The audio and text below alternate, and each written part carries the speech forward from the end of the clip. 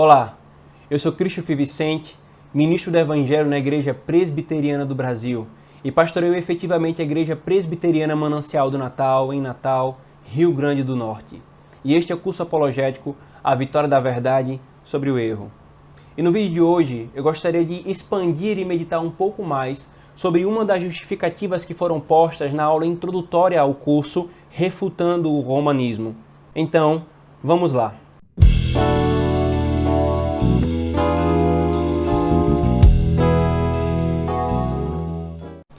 A reflexão que proporei hoje não é uma tese exclusivamente minha, mas conversando com outros pastores e presbíteros que são envolvidos nessa área de estudo da filosofia, da política ou da cosmovisão, eles têm percebido a mesma coisa que eu, a partir dos casos próximos a nós.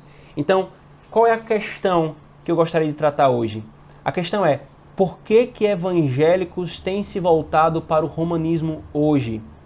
Não é que isso nunca tenha acontecido ou nunca aconteceu no passado, né? E certamente muitos romanistas, padres, têm se envolvido nas redes sociais, na mídia, para alcançar esse grupo ou para fomentar a fé romanista. Mas eu penso que o ponto não é esse.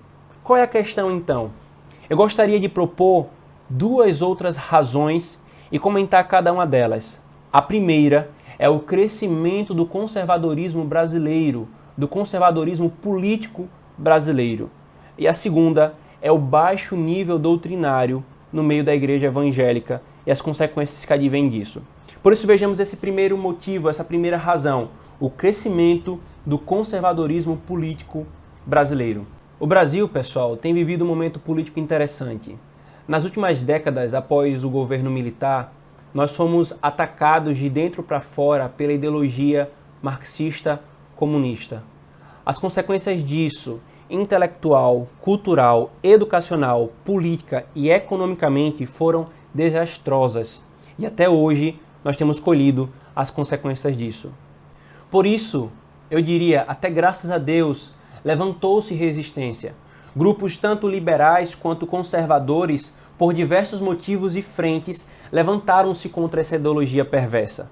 E naturalmente, como um cristão, pelo menos o cristão reformado e presbiteriano, o grupo ao qual eu pertenço, não deve coadunar com a ideologia marxista, muitos pensaram ser esse o caminho de lutarem essa luta justa. E aqui está o problema.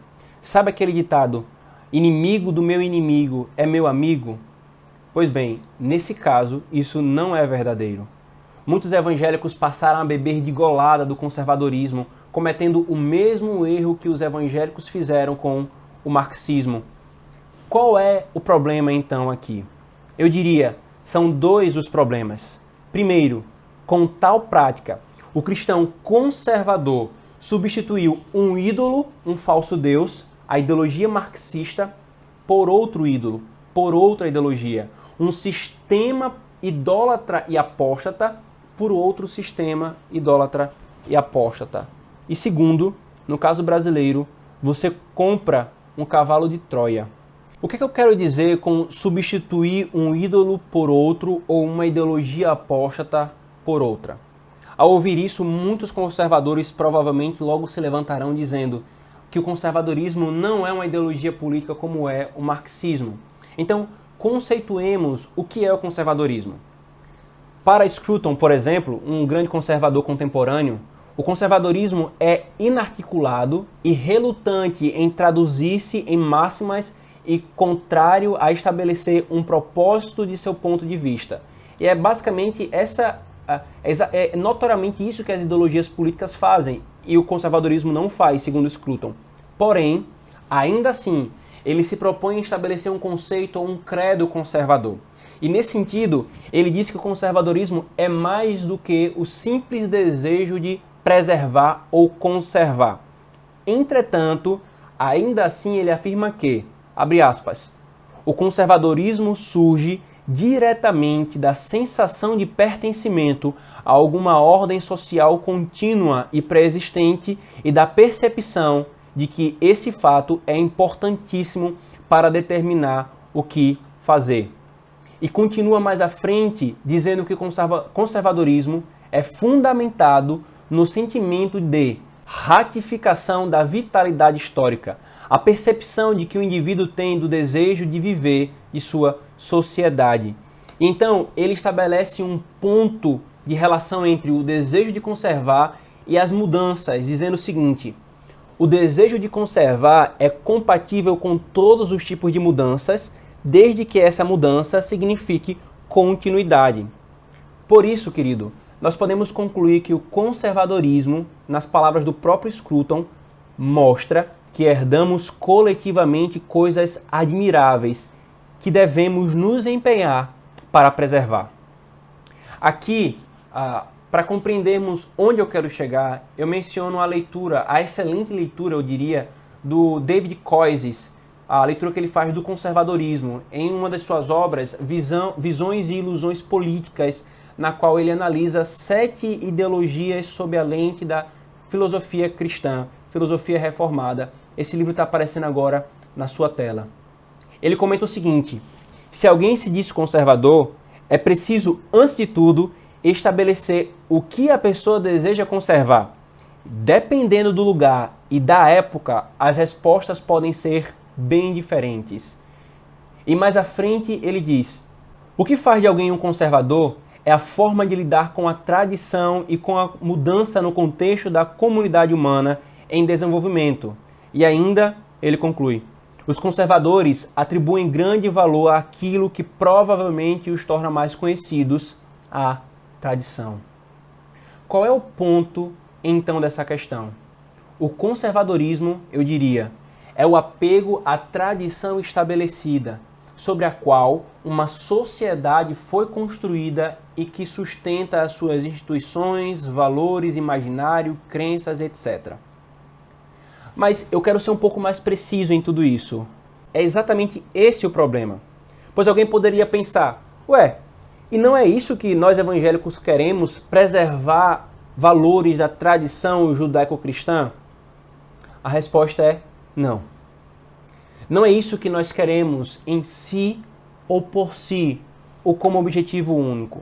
Caminhe um pouco mais comigo, para a gente chegar lá, novamente, nesse ponto que eu quero chegar de reflexão. Koyzis, a partir da teoria modal de Hermann Doived, ele argumenta que todas as ideologias políticas são fruto de um coração idólatra que, a parte da interpretação de Deus, da realidade, isola um aspecto dela e entroniza esse aspecto no lugar de Deus e faz dela a chave hermenêutica de todas as coisas, a chave hermenêutica da realidade. Por isso, toda ideologia percebe algo verdadeiro na criação, mas idolatra esse aspecto. E por isso sempre entra em conflito com outras ideologias que potencializam, isolam e idolatram outros aspectos, e todas elas entram em conflito com Deus e com sua revelação, pois não querem reconhecê-lo como intérprete, como Deus intérprete da realidade. E esse é o grande problema dos evangélicos que abraçam o conservadorismo político brasileiro, como se ele fosse bíblico. Primeiro, estão se submetendo a um ídolo. E segundo, esse ídolo exige que eles se curvem diante da tradição como chave hermenêutica. E aqui nós começamos a entender onde está o cavalo de Troia. Primeiro, nessa disposição do coração que, para manter-se firme na luta contra um verdadeiro inimigo, e aqui é o ponto, eu estou fazendo essa análise no contexto brasileiro de reação ao marxismo, se agarra a essa base da tradição, sem nem perceber, estabelecendo-a como pressuposto de análise da realidade. Então, o conservadorismo brasileiro vai preservar aquilo que é a tradição brasileira, que fora base para a formação da sociedade brasileira. E o romanismo está intimamente ligado com esse ponto, com esse fato. Se fosse um país protestante, a preservação, o conservadorismo, lutaria pela manutenção dos valores e ideal e cosmovisão protestante. Se fosse num país romanista, ou melhor, islâmico, a mesma coisa aconteceria. É por causa disso que os grandes proponentes do conservadorismo brasileiro ou são romanistas fervorosos ou são defensores e simpatizantes dele. E, novamente, muitos evangélicos caem no canto da sereia. E quando percebem, o seu coração já foi tomado. O seu coração já foi tomado. E aqui está a segunda razão para a nossa reflexão de por que evangélicos se voltam para o romanismo. Mas antes de nós avançarmos para a segunda razão, eu preciso responder algumas questões essenciais que podem surgir dessa minha argumentação nesse primeiro momento. Primeiro, eu quero deixar claro que isso não é nenhum apoio ao marxismo cultural ou qualquer coisa do tipo. Nós concordamos que isso é um grave problema na sociedade. E para tal, eu recomendo inclusive o canal de YouTube de um ministro presbiteriano, Alfredo de Souza, que tem um canal voltado apenas para refutar o marxismo à luz da cosmovisão reformada, sem necessariamente beber ou usar-se do conservadorismo. Mas vamos então às questões que podem surgir dessa minha primeira argumentação, desse primeiro ponto. A primeira pergunta é, então, quer dizer que realmente nós evangélicos chutamos o balde da tradição? A acusação que os romanistas fazem contra nós é verdadeira? Para responder essa pergunta, querido, eu preciso lembrar o que é patente perante todos. O evangelicalismo moderno é extremamente heterogêneo. Por isso, eu não posso falar por todo o mundo evangélico, mas posso falar pelo meu segmento, o presbiterianismo histórico, subscritor integral dos padrões de Westminster. Nós não chutamos de forma alguma o balde da tradição. Eu acabei de definir historicamente o grupo protestante a que pertenço, distinguindo-o pela subscrição de um documento que retoma uma tradição doutrinária. Portanto, a questão não é, e aqui usando a estrutura de definição de C.S. Lewis, abraço a tradição ou não abraço a tradição. A questão essencial é qual é a tradição abraçada e qual é o lugar que ela ocupa em minha hermenêutica da realidade. Eu vou repetir. A questão é qual é a tradição que eu abraço e qual é o lugar que a tradição ocupa em minha hermenêutica da realidade. E nisso, os reformados são diametralmente opostos aos romanistas. Para um pouco mais sobre essa questão da tradição, a distinção romanismo e a visão bíblica reformada acerca disso, eu recomendo as 4 primeiras aulas do curso que eu mencionei no início, A Vitória da Verdade sobre o Erro, refutando o romanismo. Mas vamos então à segunda questão que pode surgir desse ponto. Nós evangélicos, então, não defendemos a tradição judaico-cristã? Qual é o problema disso? Sei que responder isso demandaria mais tempo do que eu pretendo fazer nesse vídeo. Mas eu digo que não. E eu cito aqui as palavras do presbítero Vinícius Pimentel em sua obra A Introdução à Cosmovisão Reformada, publicada pela Naderi Reformate Publicações, e ele diz o seguinte: por que enfatizar a Trindade quando falamos sobre cosmovisão cristã? Nós estamos vivendo um momento de ascensão do conservadorismo e muita gente fica confortável de falar em moral judaico-cristã. Sinto muito, eu não fico. Porque se alguém nega que Jesus Cristo é Deus em carne, então a cosmovisão que eu tenho não é a mesma dessa pessoa. Os judeus negam que Cristo é plenamente Deus e plenamente homem. A nossa moral não é a mesma da deles. Existem algumas coisas em comum? Certamente sim. E aqui, colocando as minhas palavras ao comentário de Vinícius. Pois ainda que eles interpretem diferente, temos 39 livros sagrados em comum com eles. Sem a Trindade, nós não temos cosmovisão cristã. Eu diria, sem a Trindade, nós não temos uma moral judaico, que nega a Trindade, e cristã, que professa a Trindade. Não queremos, querido, que os homens abracem uma tradição ou se curvem perante uma moral. Essas são coisas boas, mas esse não é o lugar delas. Nós lutamos por elas sim, mas esse não é o nosso objetivo final, nem o primeiro passo. Satanás ele pode usar até a moral para afastar os homens de Cristo, fazendo-os pensar que eles são bons e tradicionais e que não precisam de Cristo. Por isso, o que queremos é que os homens se curvem a Cristo e reconheçam o seu senhorio. Essa é a base da nossa filosofia política. Disso flui toda a mudança verdadeira. Disso flui toda a moral permanente e perene. Disso flui toda a lida correta com a tradição? A terceira e última questão que pode surgir é: então, se não devemos abraçar o conservadorismo, o neoliberalismo na luta contra o marxismo, então o que devemos fazer? Ficar alheios a tudo isso? Uma das grandes questões por trás dessa pergunta é que tem se mostrado cada vez mais claro que tanto evangélicos que abraçaram o conservadorismo, quanto evangélicos que abraçaram o marxismo, nunca se disporam a ler e estudar o que a tradição reformada tem a contribuir quanto à filosofia política. São categóricos em afirmações e interpretações políticas do contexto brasileiro, e é só caminhar um pouquinho pelas redes sociais que isso pode ser visto. Mas estão apenas, muitas vezes simplesmente, reproduzindo uma ou outra escola que ataca a fé cristã reformada ou que se contrapõe a ela.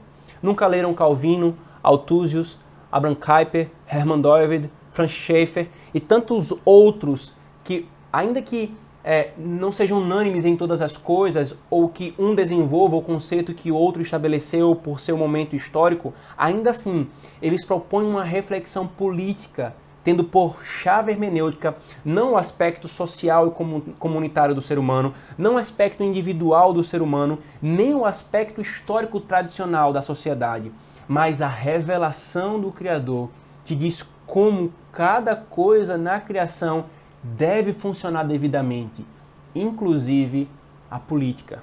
E esse é o nosso ponto de contraste com todas as ideologias políticas, inclusive com o conservadorismo. A nossa chave hermenêutica não é a tradição. A nossa chave hermenêutica é a revelação.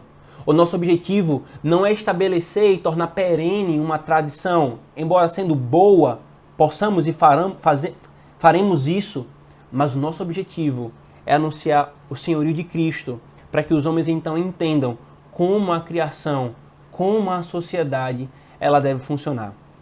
Na prática, respondendo essa última pergunta, pela ausência reformada na política brasileira, creio que o conservadorismo seja o menos pior aliado para combater as questões perversas que se têm levantado em nossa sociedade.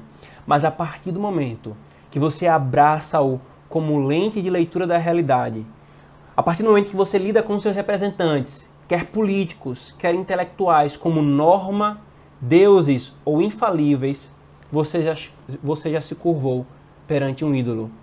E nesse sentido, não há nenhuma comunhão entre a fé reformada e o conservadorismo brasileiro. Então vem a segunda questão, a segunda grande questão do porquê que tem se crescido o número de evangélicos que se voltam para o romanismo.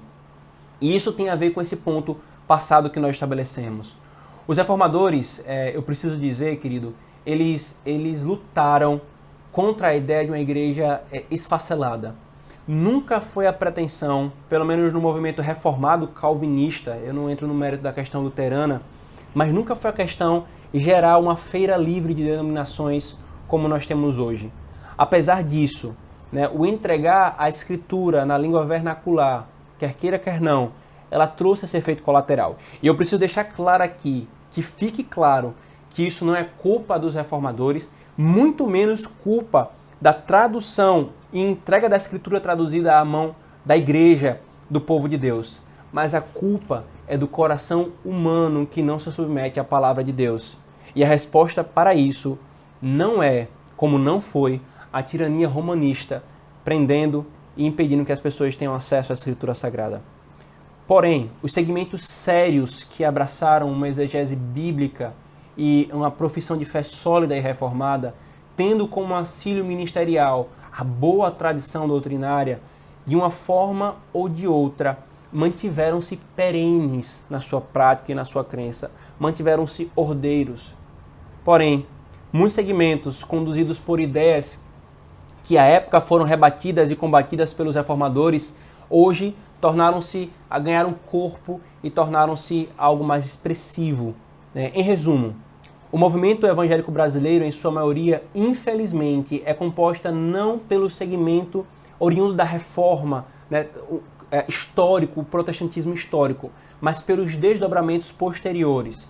E boa parte deles segue em uma, proposital ou não, uma desconexão histórica da fé e da igreja, enfatizando mais o subjetivismo e principalmente desprezando uma exegese sólida e o bom uso de padrões confessionais.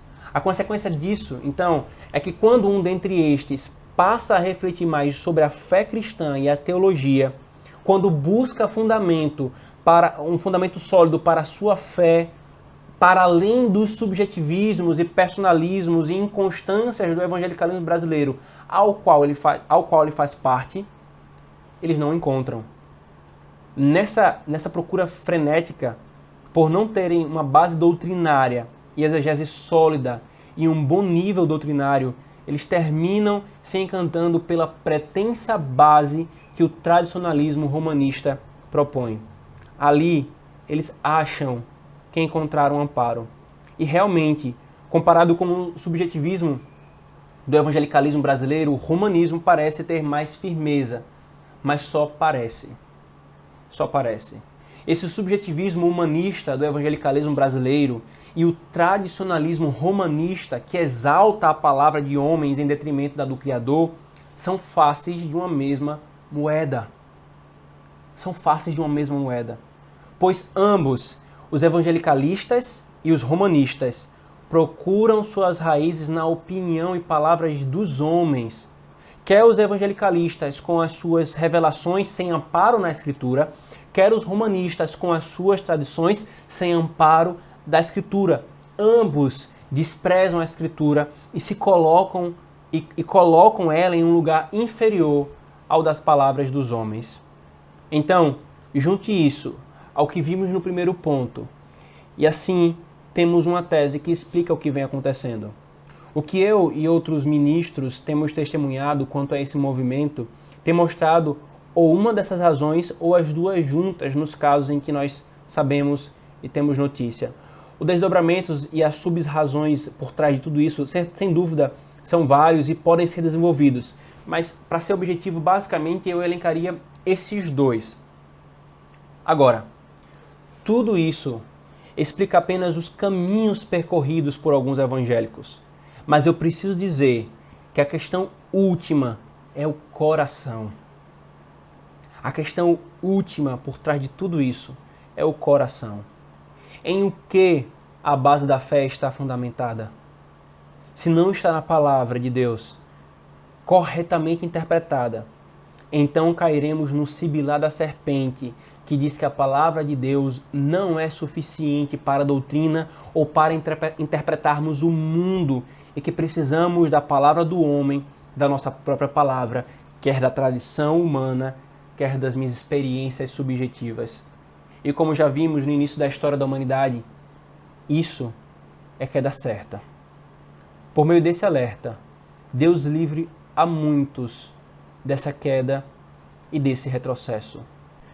Eu gostaria então de convidá-lo a meditarmos mais sobre essas questões que foram levantadas aqui no curso que tenho preparado, A Vitória da Verdade sobre o Erro, refutando o romanismo. Caso você se interesse, por favor, eu deixarei na descrição o link do site do curso, descrevendo em maiores detalhes do que se trata e o que será apresentado. Deixarei também o link para que você se inscreva como interessado e os links das duas obras citadas aqui, tanto a de Coises quanto a do Vinícius Pimentel. Inscreva-se no canal e esteja atento. Deus nos abençoe.